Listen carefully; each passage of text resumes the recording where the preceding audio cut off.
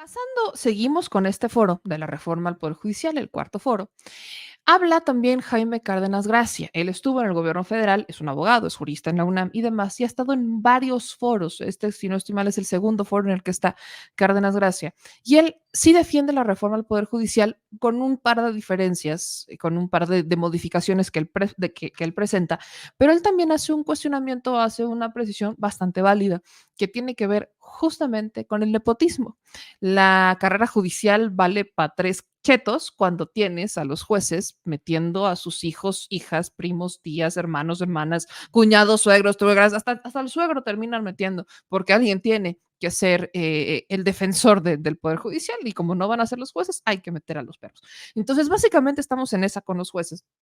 Y Cárdenas Gracias avienta un argumento para defender la reforma al Poder Judicial, responderle también un poco al juez que acaban de escuchar, a este juez que viene a decir que es una reforma poco seria, que atenta contra los derechos laborales, pone de ejemplo a dos personas que no deberían de ser ejemplo para defender la carrera judicial, que es Norma Piña y Lainez Potisek. Y llega Cárdenas Gracia con un argumento bastante sólido que creo que vale mucho la pena escuchar. Vamos a ponerlo. Sí, aquí ha habido varios comentarios de los legisladores que creo es importante abundar en ellos, reflexionar. Lo primero es el tema de la corrupción que se aludió por algunos de los ponentes y de los legisladores. Yo remito, sé que el Consejo de la Judicatura y el propio Poder Judicial han tomado cartas en el asunto, pero yo remito a todos ustedes al estudio del exconsejero de la Judicatura, Felipe Borrego, sobre el nepotismo en el Poder Judicial. De eso no se habla. Hace poco leía que hay, por ejemplo, no sé, creo que de una sola familia, 65 o 85 miembros. Entonces, es un nivel de nepotismo alarmante. Luego se habla también de la carrera judicial, señalando el tema de los concursos. Sí, sí hay concursos, pero habría que ver en qué porcentaje esos concursos son abiertos a la ciudadanía, a todos los abogados, o son concursos cerrados. Creo que más del 80% de los concursos, habría que revisar ese dato, esa información, son concursos cerrados, concursan entre ellos, no cualquier abogado o abogada que quiera participar se le toma en cuenta. Y luego está el tema del que no hemos hablado aquí, que es el tema de las remuneraciones, de los salarios. Este ha sido uno de los asuntos que tal vez catalizó, no es el origen, pero sí catalizó, aceleró la reforma judicial. El Poder Judicial, los integrantes del Poder Judicial, incluyendo a los ministros y ministras de la Suprema Corte, no han querido reducirse los salarios, tal como indica el artículo 127, fracción segunda de la Constitución, a lo que establece esa norma que nadie puede recibir un ingreso mayor al del presidente de la República. Luego también, para desacreditar la iniciativa presidencial, se alude al tema de la cadena, ¿no? Pues no solamente es el Poder Judicial, es el Poder Judicial local, desde luego, ¿no? Es el Poder Judicial local, el federal, es también las fiscalías, desde luego que también son las fiscalías, pero la cadena es mucho más amplia. Empieza, por ejemplo, y nadie habla de eso, de las facultades y escuelas de derecho. Aquí tendríamos que hacer, bueno, esto es parte tal vez de otra reforma, una modificación a la ley de educación del país y a las leyes correspondientes para el tema de los permisos o autorizaciones que se dan para constituir escuelas de derecho. Hay más de 2,000 escuelas de derecho. ¿Cuántas de esas escuelas de derecho enseñan realmente o tienen un currículo, una currícula que acredite el conocimiento de los estudiantes? Entonces yo pondría en la cadena, no es solamente las fiscalías, son las policías, son las escuelas de derecho, son los colegios de abogados, en fin, hasta terminar, como dijo la senadora Xochitl Gálvez, con los centros penitenciarios, con las autoridades penitenciarias. Luego, esto no se pone en duda en la iniciativa, esto es una idea propia. El tema de la naturaleza del cargo. La carrera judicial, ¿para quién es? Yo entiendo, porque alguna época en mi juventud, por cierto, la doctora Celia Maya fue mi jefa, yo era jueza y yo era secretario de acuerdos en Querétaro.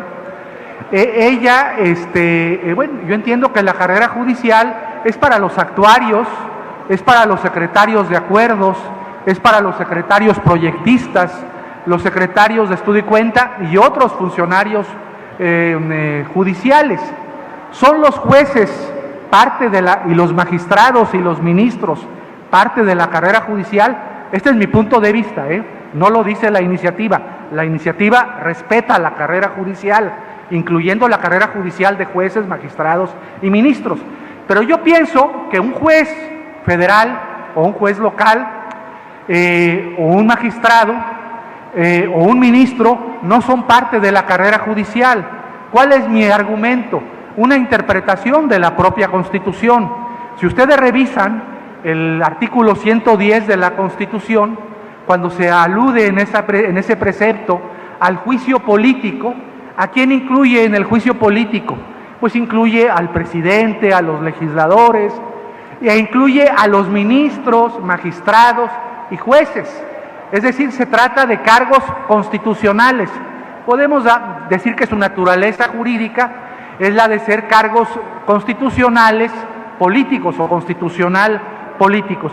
En fin, hay muchos temas de los que hay que hablar. A mí me sorprende mucho el argumento de los que, con eso termino, de los que están en contra de la iniciativa, que colocan el argumento del mérito, que repito, la iniciativa no condena, no elimina, oponen, termino, el argumento del mérito al argumento democrático, al argumento de la soberanía popular del artículo 39 de la Constitución. Y también hacen otra trampa, oponen el argumento constitucional al argumento también de la soberanía del pueblo. Nunca se nos debe olvidar, el pueblo tiene en todo momento el inalienable derecho de modificar su forma de gobierno, de transformar, de convocar a una asamblea constituyente. El pueblo está por encima, este es mi punto de vista también, la iniciativa no lo dice, el pueblo está por encima de la Constitución, y un argumento meritocrático no puede estar por encima del principio de soberanía popular. Son opiniones particulares. Muchas gracias. Ahí está Cárdenas Gracia saliendo a explicar lo que preocupa y lo que no debería de ser un cuestionamiento, porque nadie está diciendo que quienes vayan a estar en las ternas para elegir ministros o magistrados vaya a ser gente que no sepa de derecho o que no cumpla con requisitos relacionados con el mérito judicial. Nadie está diciendo eso, ¿eh? De hecho, quienes pueden proponer son las barras, los colegios de abogados, son los propios ministros que también pueden postularse para ser electos, pues son los diputados, son los senadores y es el Poder Ejecutivo. Ellos son los que van a proponer y el pueblo dispone. Sigo sin entender el miedo que tienen. Que no lo van a explicar nunca, pero bueno.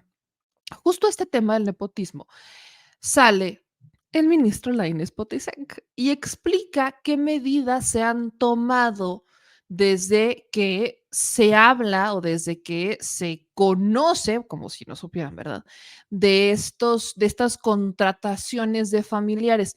De verdad, escuchen la explicación de lo que ha hecho el Poder Judicial para evitar el nepotismo en el Poder Judicial. Empecé diciendo precisamente, claro que hay problemas, pero nada más tocó lo que dices, nepotismo. Y conozco ese estudio de Felipe Borrego, muy buen estudio además, yo lo compartí. Nada más que desde la reforma de 2021, que también fue constitucional, la vieron ustedes, precisamente se marcó como problema y se atendió. Hoy en día, ya tenemos todos los mecanismos para prevenir y castigar el nepotismo.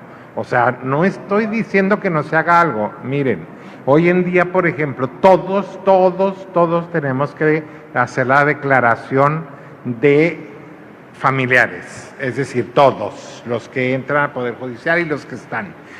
Hasta el 5º grado. No hasta el 4º, sino hasta el 5º grado. ¿Sí?